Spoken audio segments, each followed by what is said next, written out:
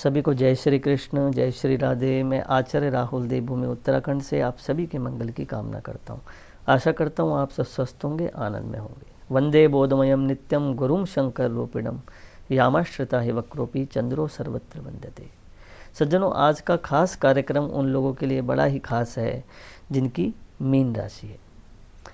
गुरु के राशि परिवर्तन को लेकर 1 मई 2024 से लेकर मई 2025 तक गुरु जो हैं वृषभ राशि में रहेंगे 1 वर्ष तक। उससे मीन राशि वालों को क्या लाभ होने वाला है, व्यापार को लेकर, व्यवसाय को लेकर, शिक्षा के क्षेत्र को लेकर, दाम्पत्य जीवन को लेकर, विवाह नहीं हो रहा है, शिक्षा का क्षेत्र है, जॉब परिवर्तन का क्षेत्र है, या फिर किसी भी प्रकार का कोई भी अगर विकल्प अपने जीवन में चाह रहे हैं तो आपको उन्नति मिलेगी कि नहीं मिलेगी, क्या कहते हैं आपके कुंडली में गुरु, तो इस बात को हम जान लें। वीडियो में आगे प्रवेश करने से पूर्व मेरा एक आप सभी से निवेदन रहेगा कि अगर आप नए चैनल से जुड़ रहे हैं तो चैनल को सब्सक्राइब कर लें, बेल आइकन दबा लें। आने वाली वीडियो हमारी सबसे पहले आपको प्राप्त हो, ऐसा हमारा भाव रहता है। वीडियो को लाइक शेयर कमेंट अवश्य करें। कमेंट में जय श्री राम लिख के भेजें। आइए दोस्तों, वीडियो की ओर चलें। वीडियो में जाने से पूर्व मैं आपको एक संकेत करूंगा, एक निवेदन भी करूंगा कि आप सबसे पहले ये जान लें कि गुरु को क्या क्या पसंद है और क्या क्या पसंद नहीं है, क्योंकि गुरु की कृपा तभी होगी जब आप उसके अनुसार चलेंगे। क्योंकि स्वर्ग में जो इंद्र का स्थापित जो स्वर्ग है उसमें भी बिना गुरु के बोले बिना कोई काम होता नहीं है। गुरु के निर्देश के अनुसार ही कार्य किए जाते हैं, क्योंकि वो देव गुरु बृहस्पति हैं, देवों के गुरु हैं। तो हमारे जीवन में भी वैसी मंगलता है, आचरण में मंगलता है, व्यवहार में मंगलता है। हम किसी का अहित ना करें, अधर्म ना करें, धर्म पूर्वक आश्रित रहें, तो गुरु स्वयं ही एक्टिवेट हो जाते हैं और सात्विक ऊर्जा प्रदान करने लगते हैं। मीन राशि वाले जो जातक हैं उनके लिए देवगुरु बृहस्पति लग्न और दशम भाव के स्वामी हैं। लग्न अर्थात शरीर, पहला स्थान तनु, और दशम भाव कार्य क्षेत्र, भूमि, कार्य क्षेत्र और व्यवसाय, व्यापार, ये सब केंद्र से जो भी लाभ होने वाले हैं। इसी प्रकार इस भाव में व्यक्ति जो जब गुरु रहते हैं तो विशेष रूप से पराक्रम, भाई बहन और यात्राओं का विशेष रूप से एक विचार किया जाता है। इस भाव में देवगुरु बृहस्पति जो हैं वो उनकी दृष्टि जो है आपके सप्तम भाव, नवम भाव और लाभ स्थान पे है। सप्तम भाव पत्नी, दाम्पत्य जीवन, व्यवसाय, ये सब देखा जाता है उससे। नवम भाव जो है वो धर्म का लाभ, आध्यात्मिक ऊर्जा, आध्यात्मिक शक्ति, इन सब से देखा जाता है। और इसी के साथ साथ लाभ भाव, यानी कि क्या क्या आपको लाभ मिलेंगे, क्या क्या उन्नति मिलेंगी, ये सब उससे देखा जाता है। तो मीन राशि वाले जातक जो हैं वो देवगुरु बृहस्पति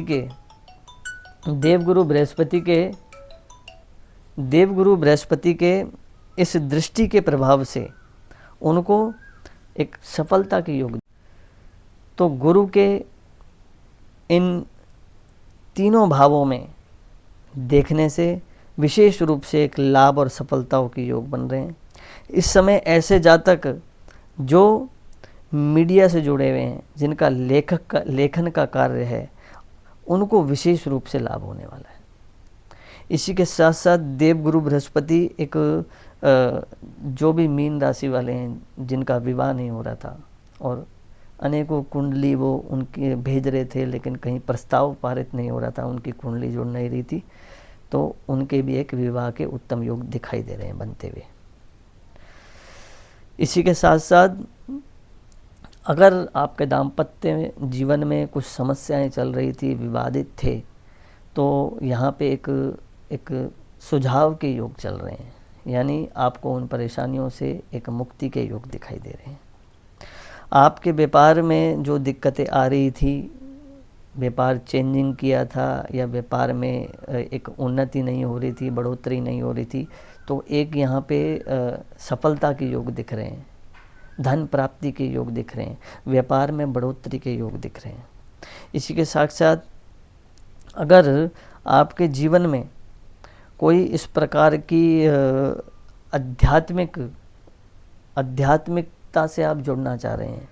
कुछ लोग ऐसे होते हैं जो एक आध्यात्मिक ऊर्जा से जुड़ना चाहते हैं, या भगवान की पूजा में जिनका ज़्यादा मन लगता है, तो उनके लिए अपनी भक्ति को प्रबल करने का ये एक मौका है, एक विशेष अपॉर्चुनिटी है कि अगर वो आध्यात्मिक ऊर्जा से अगर जुड़ना चाहेंगे तो उनको सफलताएं अवश्य मिलेंगी।